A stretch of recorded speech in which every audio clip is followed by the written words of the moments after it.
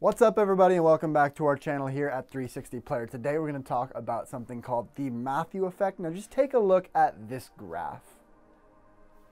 Or this graph. Do you notice any interesting trends? Well, in this video we're going to go over exactly what this means and discuss the real reason why 50% of youth football players quit.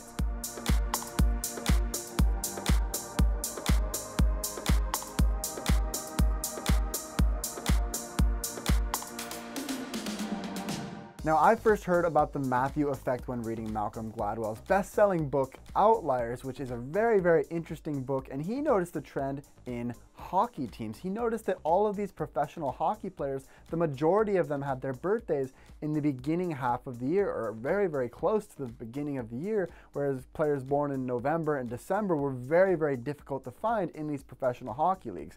So he tried to figure out why is this the case, and he went back and looked at youth hockey teams when they first started selecting players at 8, 9, 10 years old, and basically at those really young age groups, an 11-month difference between somebody born in January or somebody born in December was absolutely huge from a development standpoint. And so coaches were more likely to choose those players that were born in the earlier parts of the year because those players were just a little bit older and have thus developed more physically. Now this is where the Matthew effect comes in, because what ends up happening is this very small difference in the youth hockey players becomes bigger and bigger, because what started off as a small difference gets magnified when those older players went on to get better training, playing for better teams, better coaching, and practicing for longer hours in more competitive environments. From here, the gap just gets wider and wider and wider, and the effect gets magnified. So how does this affect football? Well, if you look at the graphs I showed you in the beginning of the video, you'll notice that in almost all leagues and all professional teams, you'll notice a trend like this as well. But what's even crazier is when you combine the Matthew effect with even more variables, like taking into consideration that everybody matures and goes through puberty at different times. Say, for example, you've got a player born in January that's going through puberty early. Not super early, just a little bit, but let's say one standard deviation early. And on the other hand, let's say there's a player born in December that is just a little bit late. He's a little bit of a late bloomer, let's say one standard deviation late. Due to the compounding effects, when you compare these players side by side, the difference from a physicality standpoint is huge. We're talking about a 20 centimeter difference and a 20 kilogram difference